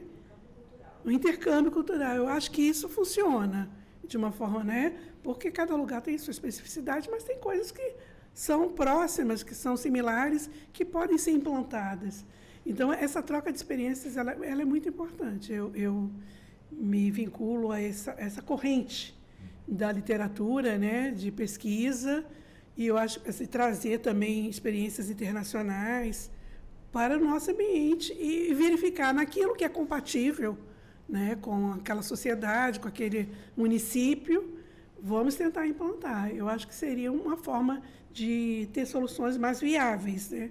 Porque da forma como está agora, a gente não vê uma viabilidade ainda, né, como nós queremos que haja, né, que todos nós queremos que funcione, né, que o projeto de lei, que a legislação ela venha para que realmente consiga, né, resolver. E outra questão também que eu queria falar brevemente é na questão desse segurança, que parece que vai ter um botão, alguma coisa que ele pode acionar, né, na segurança pública, né? Eu acho que também seria importante ter esse... do botão do pânico. É o botão do pânico, eu achei interessante. Não sei como vai funcionar isso, porque, né? Mas tem que ser um profissional preparado, que saiba como usar aquilo no momento certo, porque às vezes, né?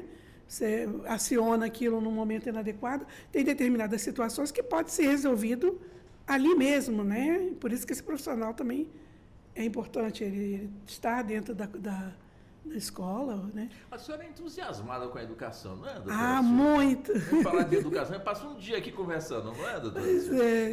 Então é isso, a questão das experiências, eu sou vinculada a essa corrente. A literatura, ela traz bastante soluções, se for, né, adequada ao ambiente, né, que se assemelha, é importantíssima essa troca de experiências. O ECA, a senhora é especialista no Estatuto da Criança e do Adolescente, doutora Bárbara, de alguma forma ele aprofunda nessa questão que nós hoje aqui estamos abordando, ou seja, a segurança, educação, adolescente, criança, escola. Tem algum capítulo especial nesse sentido? Então, sim, o Estatuto da Criança e do Adolescente, ele prevê que nós precisamos colocar a salvo, né? Ele vai reportar o próprio artigo 226 da Constituição, que fala: precisamos colocar a criança e o adolescente a salvo de qualquer forma de negligência. Podemos resumir assim: a criança tem que estar em primeiro lugar, ela tem a preponderância dos direitos fundamentais, a criança ela foi colocada nesse lugar de importância. Sim.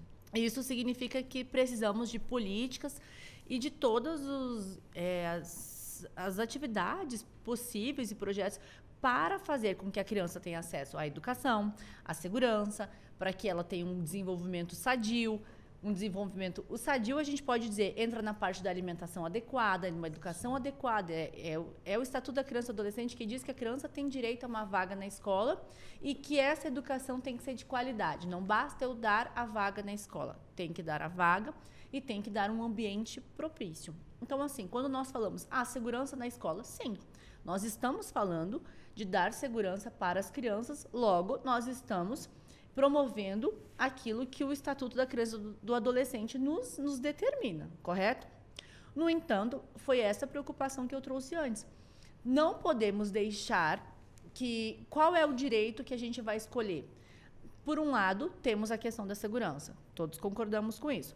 Por outro, temos a maneira como vamos viabilizar essa situação, submetendo a crianças a situações que podem ser configuradas vexatórias ou constrangedoras e com uma roupagem de estamos dando segurança para elas.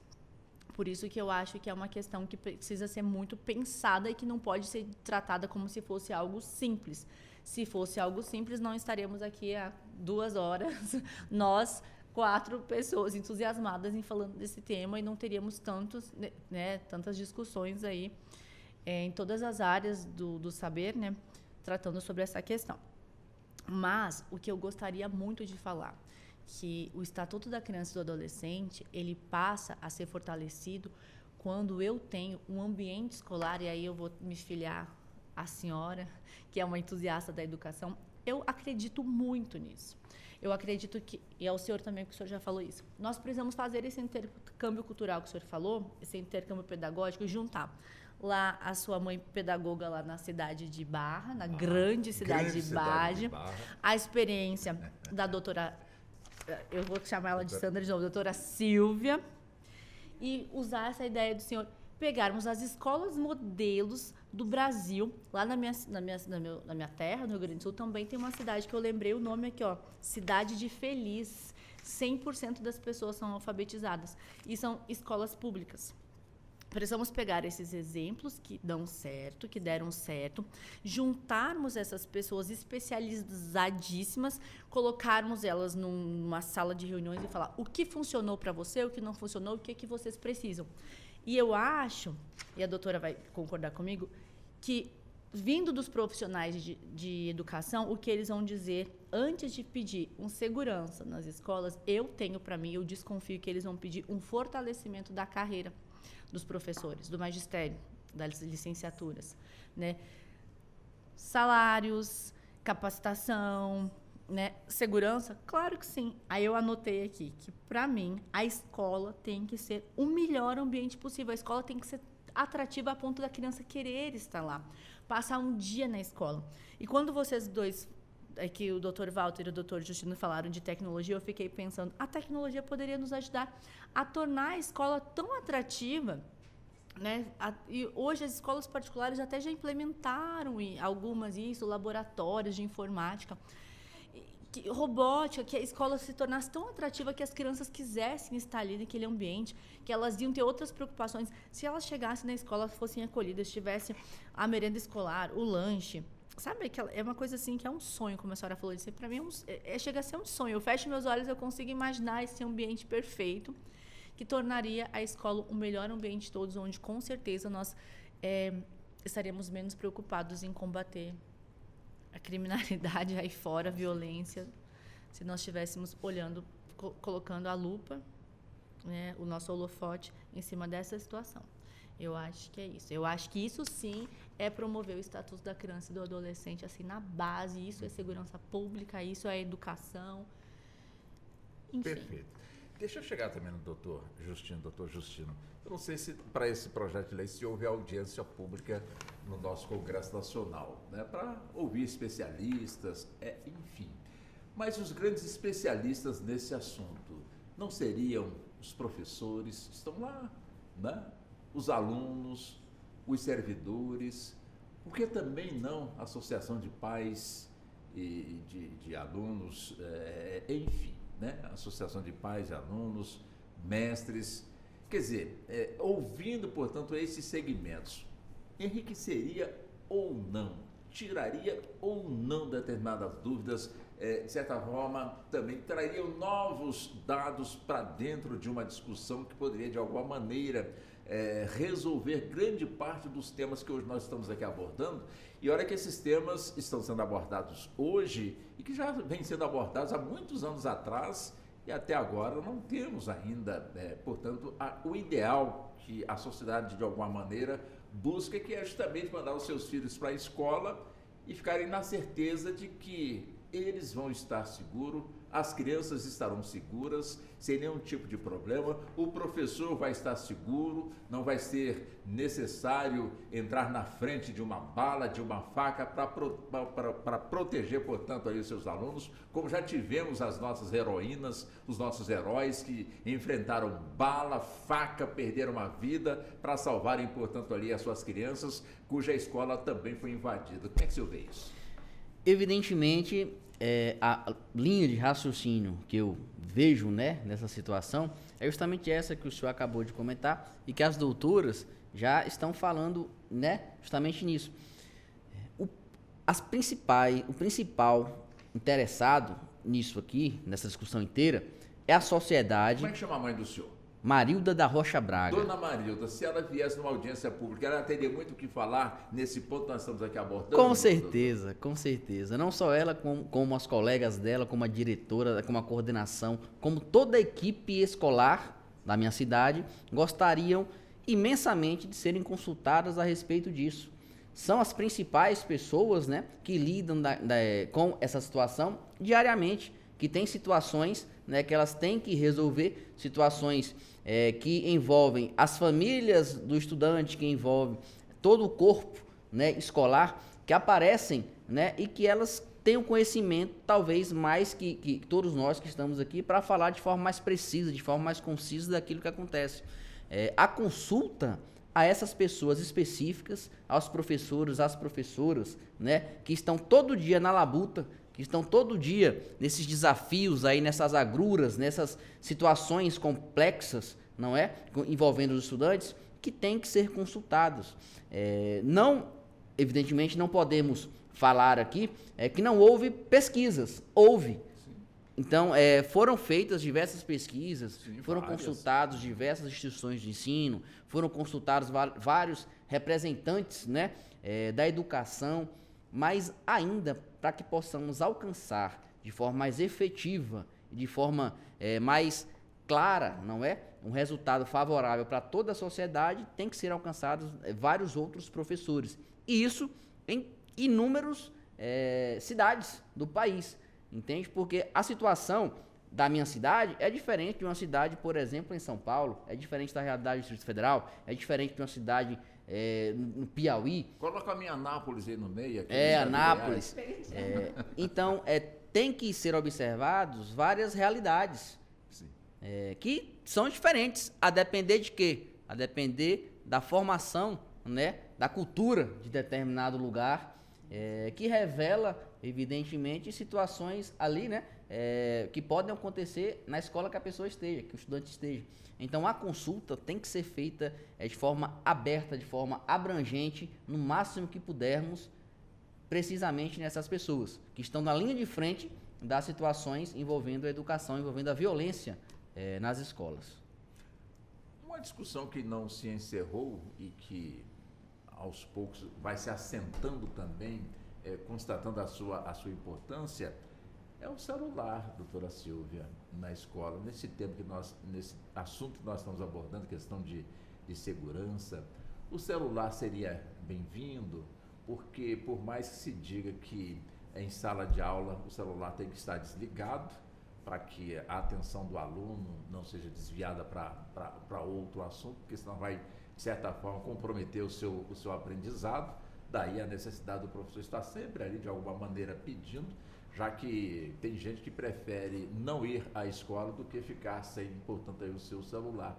Ou seja, seria também um ponto para ser debatido, e olha que já foi muito debatido, tem gente que é contra, tem gente que é a favor, tem gente que não toma nenhum partido, mas uma solução tem que ter, em que pese que essa tecnologia hoje também compõe, vamos colocar assim, os livros escolares, né? Como é que a senhora vê também essa discussão, doutora Silvia, no campo que nós estamos hoje aqui abordando, da segurança, ter um segurança especialista nessa questão, na porta de cada escola, quando a tecnologia, de alguma forma, ela também tem ali, de alguma maneira, sabendo usar, sendo a pessoa treinada com um programa específico, também ajuda bastante a salvar vidas, né?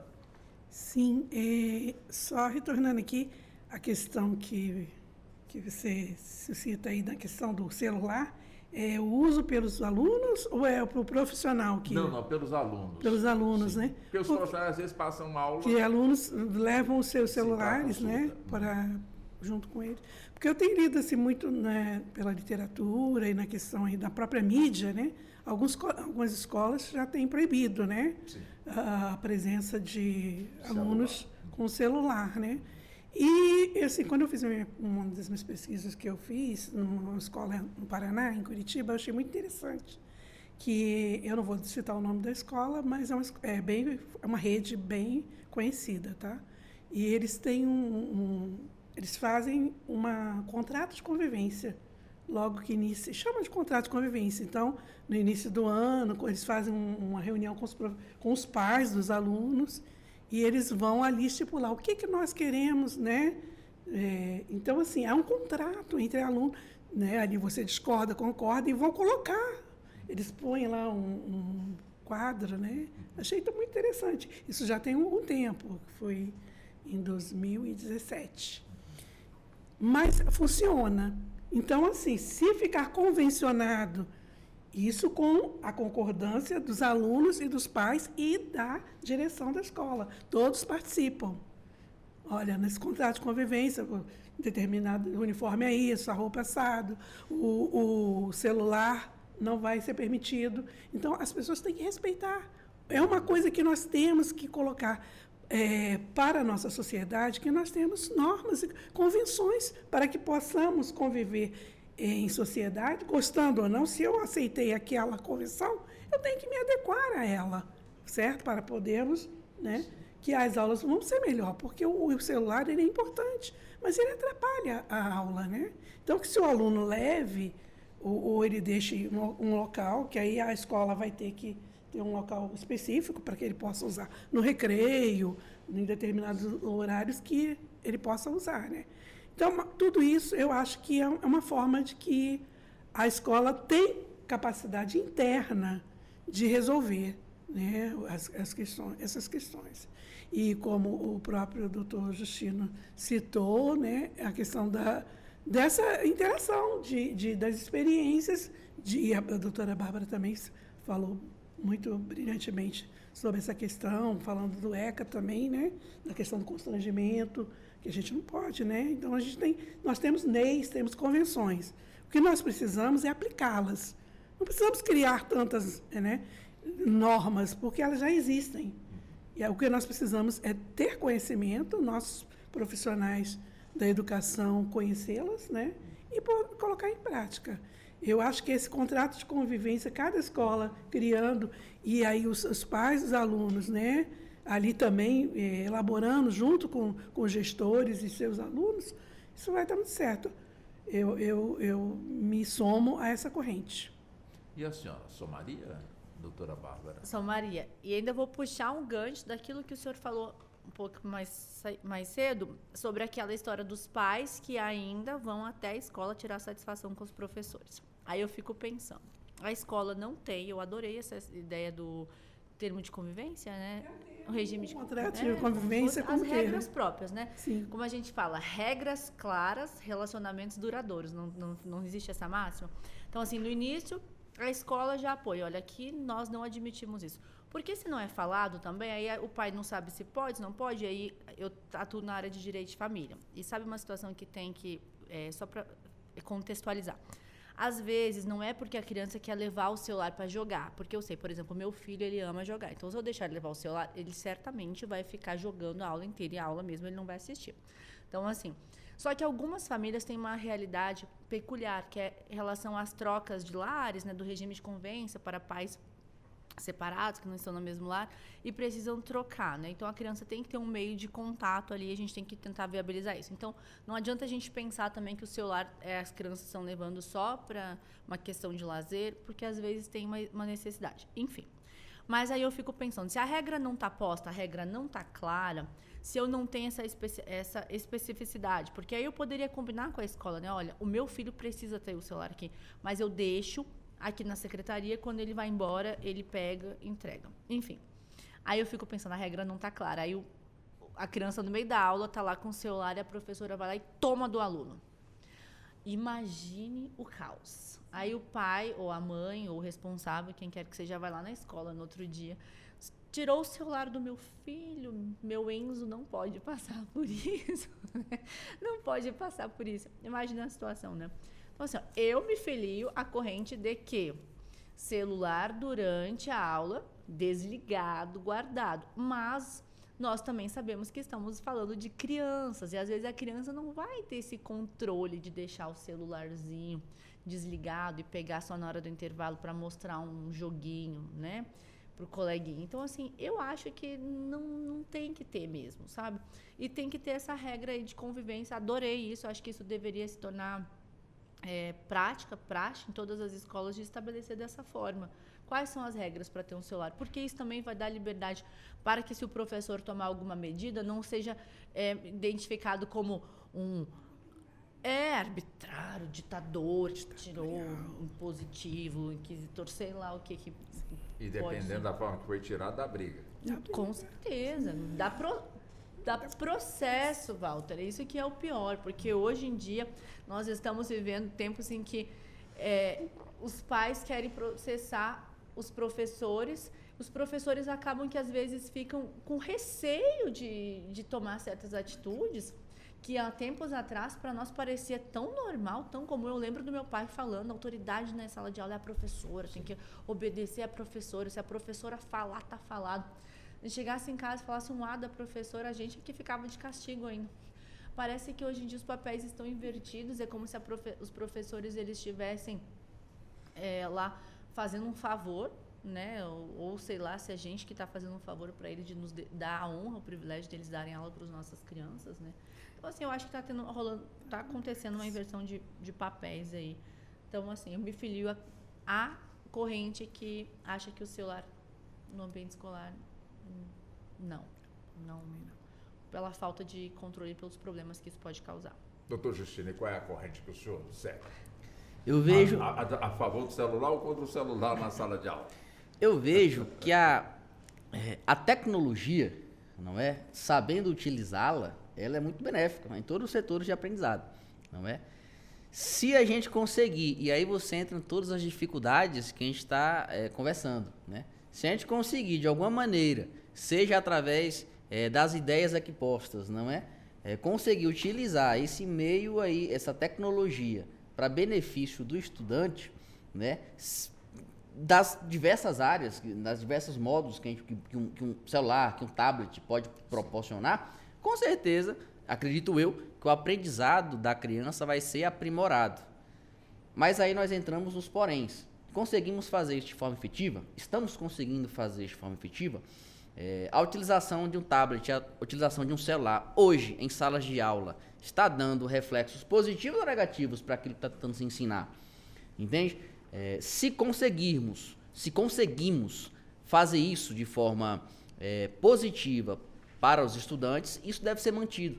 Tudo aquilo que a gente está conseguindo, se a gente estiver conseguindo, não facilitar para que os estudantes absorvam um determinado conteúdo, é muito positivo. Vejam, senhores, eu vou me incluir no tempo nosso, não tínhamos essa tecnologia toda que conseguimos ver questões em tempo real, que conseguimos fazer trabalhos de forma ilustrada, de forma, sabe, quase que muito aparente daquilo que a realidade mesmo nos traz, como tinha antigamente. Antigamente nós tínhamos os meios limitados, né, de condução, de aprendizado, de materiais que pudéssemos utilizar. Hoje em dia temos uma possibilidade, né, e temos uma realidade diferente. Hoje nós conseguimos pegar um tablet e conseguimos, através desse equipamento, desse tablet, proporcionar aos estudantes uma realidade muito mais aprimorada. Entende? Se o nosso objetivo com o tablet for alcançado. Eis aí, temos toda uma dificuldade, não é que o estudante pode pegar aquele tablet ali para ficar descontraindo, fazer alguma coisa. Temos a realidade dele conseguir utilizar para a finalidade que se destina.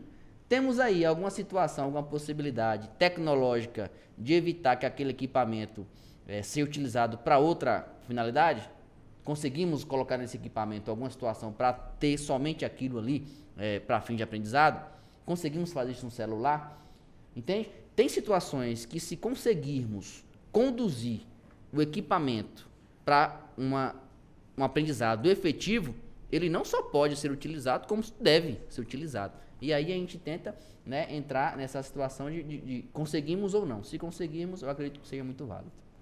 Pois não, doutora Bárbara. Eu quero só fazer uma pergunta para instigar dispositivos. Para que a senhora vai fazer a pergunta? Vou fazer para todos, para a mesa.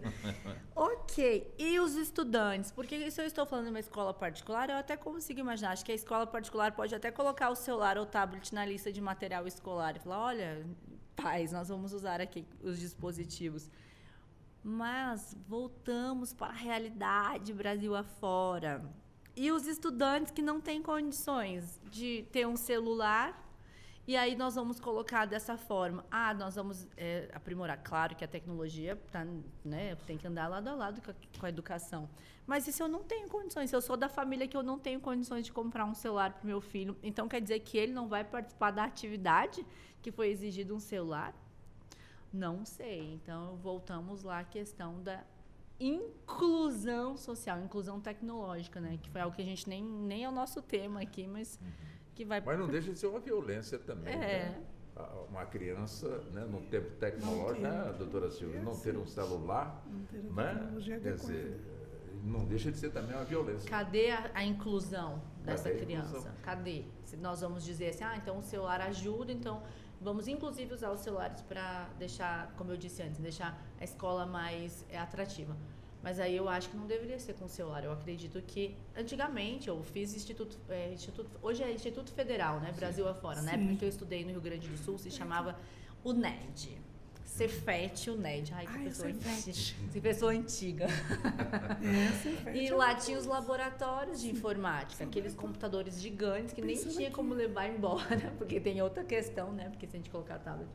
Então, assim, eu não sei, volto a falar, não sei não esse celular aí, doutor, por conta da questão da inclusão tecnológica. Bom, antes de entrarmos numa próxima rodada, eu peço licença às senhoras e também ao senhor, eu tenho aqui as manchetes do nosso Jornal da Justiça, que vai para o ar daqui a pouquinho, entra no ar daqui a pouco. Os nossos editores e redatores já nos encaminharam. Então, para que o ouvinte que está nos acompanhando neste momento fique sabendo que esses assuntos vão estar no Jornal da Justiça. Então, vamos lá, as manchetes. Após o Supremo restabelecer condenações no caso da Boate Kiss, réus voltam a ser presos. STF vai julgar competência da ANEEL para determinar a destinação integral dos tributos recolhidos indevidamente pelas concessionárias de energia elétrica. Ministro Mauro Campbell Marques toma posse como Corregedor Nacional de Justiça. Polícia Penal encontra túnel em presídio de Bangu, no Rio de Janeiro, e desarticula plano de fuga. Operação do Ministério Público prende o prefeito de Criciúma, em Santa Catarina. E ainda, acesso à saúde, medicamentos de alto custo e judicialização são temas discutidos no 11º Congresso Brasileiro Médico Jurídico de Saúde, que já começou em Brasília. O Jornal da Justiça entra no ar logo mais às 18 horas. São então 16h45. Vamos fazer o seguinte agora, doutora Silvia. Eu sou muito bonzinho, então 3 minutos para cada um das senhoras, como também do senhor, para a senhora colocar nesses 3 minutos, ainda não é a consideração final, né? Só para a senhora pontuar aquilo que a senhora acha conveniente, pontuar também nesse assunto que hoje nós estamos abordando, questão de segurança nas escolas, que é o fundamento hoje aqui da nossa, do nosso debate. Mas a senhora fique à vontade dentro dos 3 minutos. Bom, e vou dar aqui continuidade à ideia da doutora Bárbara, né? Na questão dos celulares, das questões desses dispositivos, né, que hoje tanto agrada a todos nós, né, não só as crianças, todos nós queremos ter esses dispositivos conosco, pela importância dele, que nos traz informações, coisas, né, e, enfim. A questão do celular, como eu falei, no contrato de convivência, eu acho que isso, em qualquer rincão do país, tem que ter, né? E se ficar que vai ter, né? E aí entra a questão, nem todos têm, né? Principalmente nas escolas mais simples. Então, a escola vai ter que ter aqueles que não têm, como vai fazer? Eu da corrente que não teria, porque se uns têm, outros não têm, não é? Fica ruim, você já parte de uma desigualdade ali. E a escola teria que oferecer, vai oferecer, no caso, um tablet, né? Porque o celular já é uma coisa muito pessoal. E, assim, eu já pesquisei escolas que, como você falou do laboratório, isso é uma coisa que a maioria das escolas públicas tem laboratórios, né, de informática, e isso ajuda. Se o professor, se a pedagogia ali, né, o método pedagógico for interessante ali para os alunos, as pessoas nem mexem, não vão mexer nos seus celulares, porque terá dispositivos, né, ali na escola, que pode ser, se não tiver para todos, mas tem o horário X para que determinados alunos vão entrar naquele dispositivo, tablet ou um computador, né, e vão assistir. Hoje em dia, as escolas estão muito com aulas de EAD, né, o próprio aluno faz, porque cada vez mais a interação digital é importante. Mesmo presencialmente, o aluno está lá no laboratório, fazendo determinadas aulas. É muito interessante. Então, é um outro mundo. Então, eu acho que quando a escola tem um método pedagógico correto, o aluno não sente falta do celular. Eu acho que o celular é importante, mas ele é muito pessoal, não é? Então, se é uma escola que tem alunos de diferentes classes, que eu seria favorável a que não tivesse, né? Mas tudo tem que ser com o consentimento daquela comunidade, né? Você não pode proibir algo que você não estabeleceu com os pais dos alunos, com os alunos, e a escola ter ali acesso dispositivos que não precisam também ser só digital, né? Tem muitas coisas que a escola pode proporcionar ao aluno. Tem jogos, a própria robótica mesmo, nossa, ela traz assim um atrativo tão grande para os alunos, porque eles vão criar questões, né? Então, eles ficam, não é só, eles vão elaborar para depois criar naquele ambiente digital, né, robozinhos, coisas, é incrível. Os alunos adoram isso. Então, assim, dependendo do método pedagógico, eu acho que a escola ela tem muita para que possa o aluno interagir sem se preocupar com o celular, né? Isso aí e cada escola vai ter, cada município vai ter a sua peculiaridade, né? E aí a gente entra na questão das experiências que deram certo, né? Lá no Rio Grande do Sul, né? Tem muitas experiências também, na Bahia, todas as cidades, o Piauí, né? Nós temos escolas que são consideradas assim de excelência lá. Eles têm muito a que contribuir por próprio, assim, ali no Nordeste, que tem uma realidade parecida. Por que essas experiências que deu certo lá em determinados municípios no Piauí pode dar no Sergipe, pode dar na Bahia, Pernambuco, né? Vamos trazer mais experiências para aquelas comunidades que se assemelham, né? Como falei, eu fiz minha pesquisa no Paraná, em Curitiba, e eu fiquei encantada, porque era uma escola que tinha diferentes níveis de classes sociais e os alunos se interagiam muito bem lá Tem seus problemas? Tem. Não estou falando aqui da parte, né? Porque quando você vai replicar uma experiência, você vai replicar a parte boa, claro. Não é? Não vou trazer a parte negativa. A própria escola vai ali tentar, aí, né, na questão da segurança pública. Mas a gente está também tentando replicar a parte positiva para que diminua. Porque quando você replica o bom e aquilo dá certo, o profissional de segurança pública ele vai estar atuando com mais, né, menos, né, vai ter menos violência na escola, né? Então, acho que a escola tem que primar principalmente para o método pedagógico, que aquele método esteja dentro daquela comunidade. Não adianta você vir com um método muito avançado que não atinja ali o propósito, né, para aquela comunidade. Perfeito. Doutora Bárbara Fontoura Souza, também uns 3 minutos para as considerações finais, ainda não. A senhora fica à vontade para colocar o que a senhora acha importante. O que eu gostaria de pontuar nos meus 3 minutos. Lembrei muito, doutora Silvia, de uma conversa que eu tive no âmbito social, uma roda de conversa entre amigos com um ex-deputado. Posso falar o nome? Deixa ele. Tá.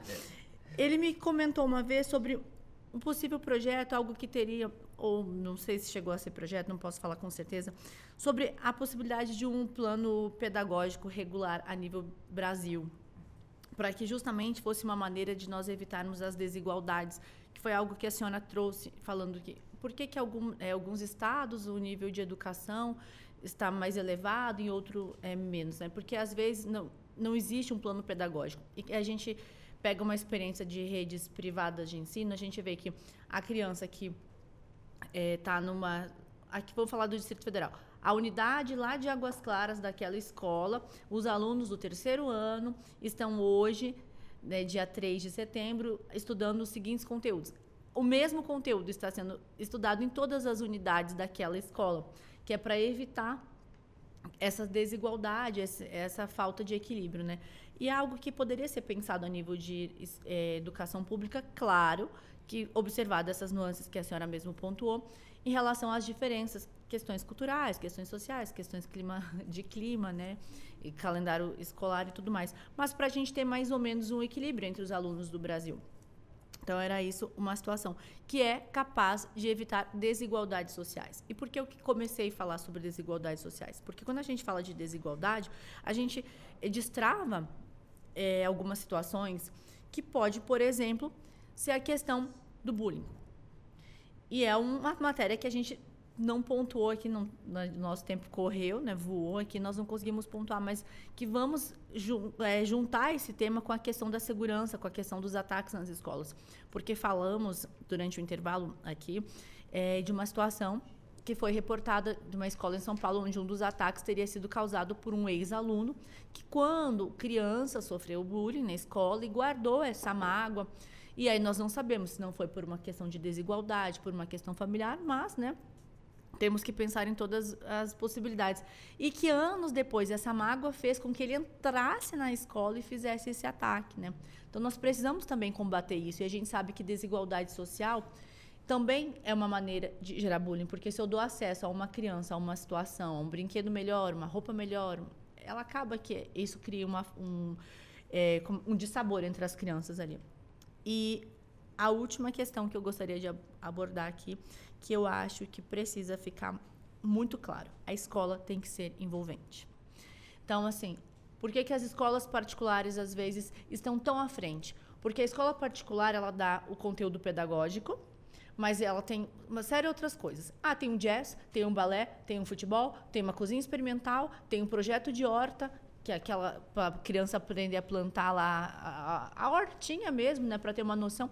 Ela tem várias atrações, várias questões que as crianças escolhem quais são as atividades, como se fossem aquelas disciplinas não obrigatórias da faculdade. Elas escolhem. A escola precisa ser atrativa para que as crianças queiram estar dentro da escola.